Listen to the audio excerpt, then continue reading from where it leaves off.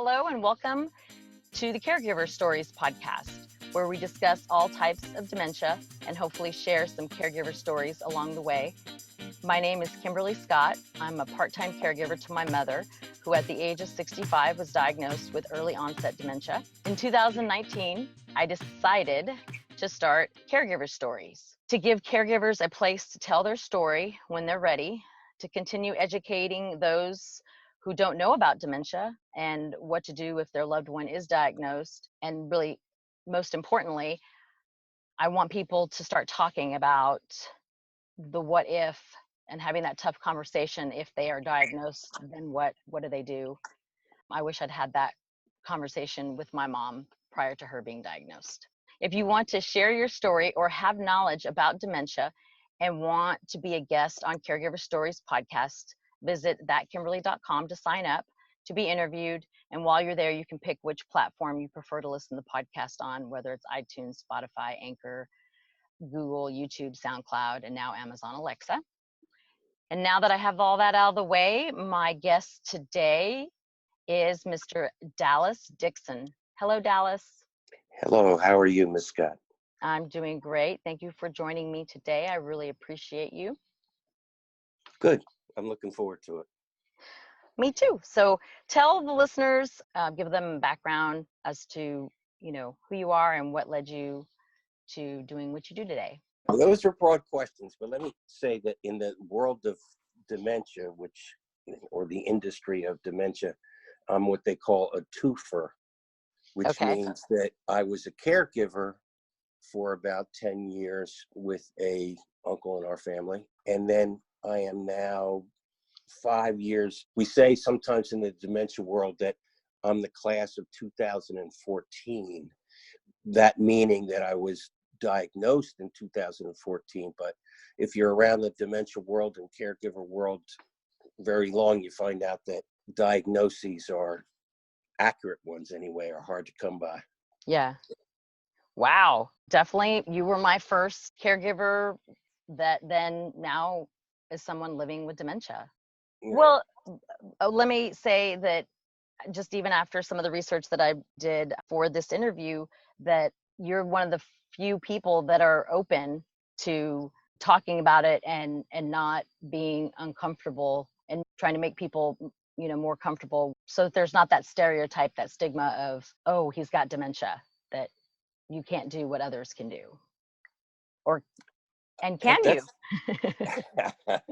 Well, yeah, that's confusing to a lot of people. So the answer to the question of what we can do and what we can't do is pretty individualized, not only as to the amount of time, what class you're in, or the amount of time since your diagnosis, but what that diagnosis was, because all dementias aren't the same. And Alzheimer's dementia looks different than a vascular dementia that I have, versus, there's actually over 100 different type dementias. But this I've learned, yes. Yeah. So, yeah, caregiving is a whole lot more difficult than having dementia. Let me assure you, having seen it from both sides. Yeah. Dementia folk, this dementia person anyway, has a hard time keeping up with your world. Mm-hmm.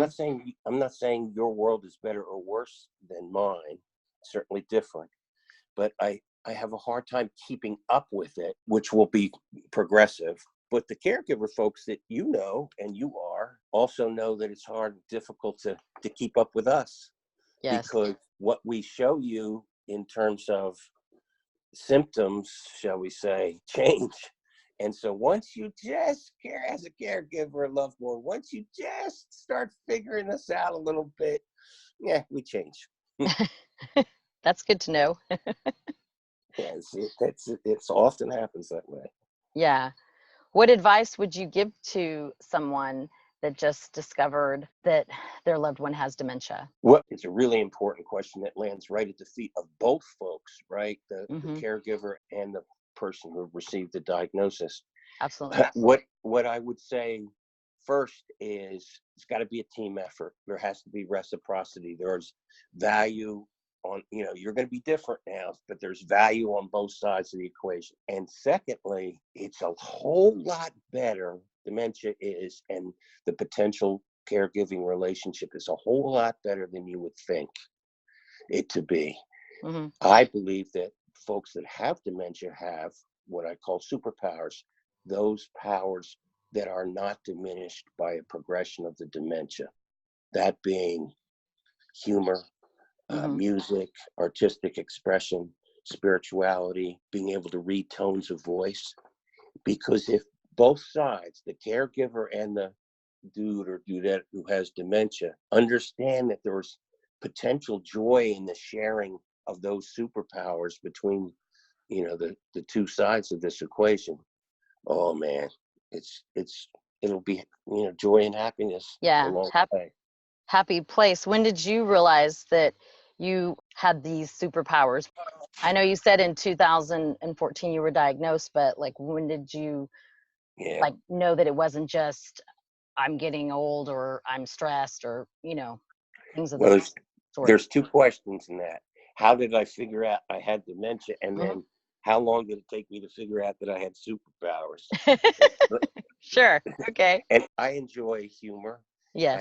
I enjoy music like crazy. And the connection that I've had and the opportunity to have with God has grown since dementia like crazy.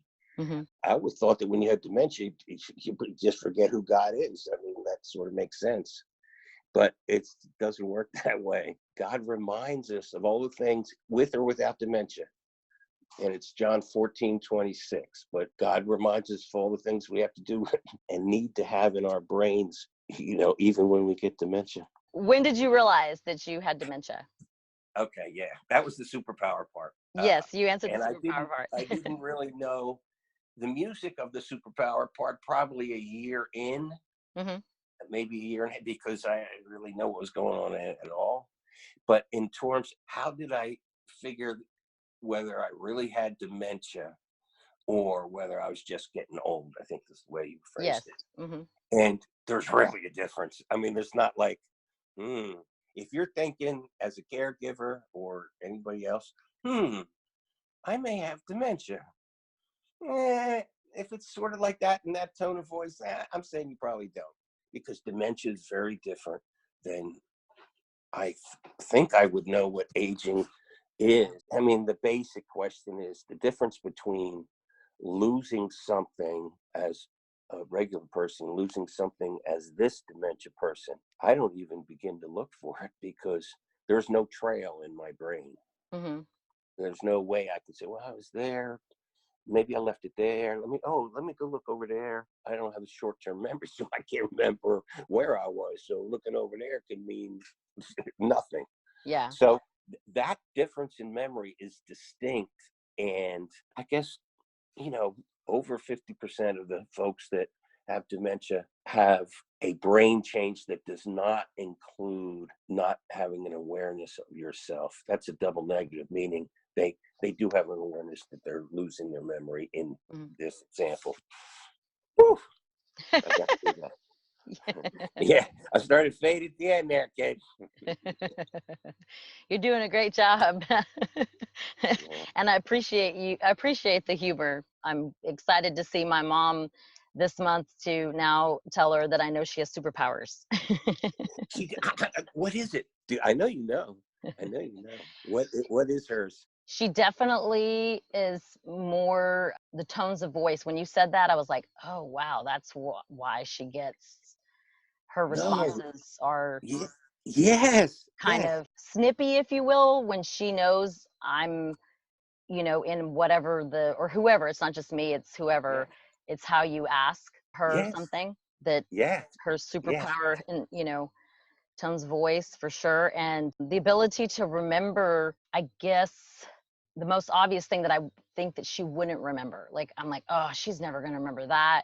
And she remembers, I can't specifically say just once because it just changes all the time when she throws me a loop, but it's definitely. Well, if you're not sure that she may have some of those other superpowers, you may want to check it out just to see.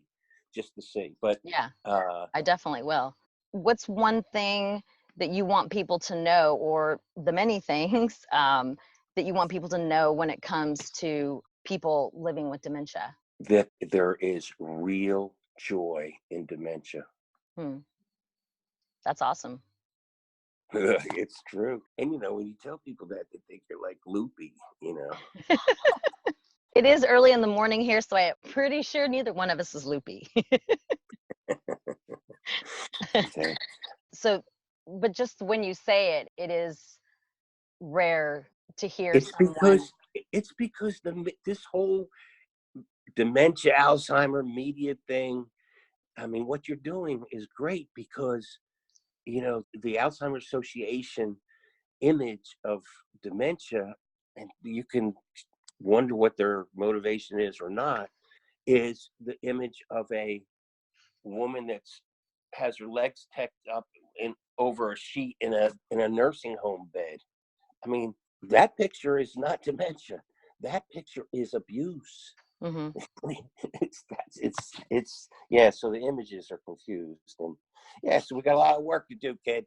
Yeah, I would say that my biggest frustration is that people automatically think that if they're diagnosed with somebody says the word dementia, they automatically say the word Alzheimer's afterwards when it's not true. And when I first started this and when my mom was first diagnosed, I didn't know that dementia was a symptom of vascular dementia or Alzheimer's or Lewy bodies or Parkinson's or all the other, you said, Over 100, yeah. over 100. Yeah.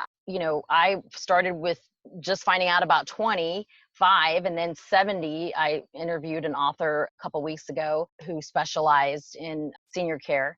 And so then 70. And then, now the more I learn and the more people I interview, it's just shocking that we only talk about Alzheimer's, or that the world is only talking about that, and that they're not talking about all these other diseases. Plus they're not talking about, like, well, let's prepare, let's plan, so that way somebody is not having to live in a nursing home, and if they don't want to, I've met people that do want to, but like, just to plan a little bit better by having a conversation with your loved ones. Yeah, yes, great point.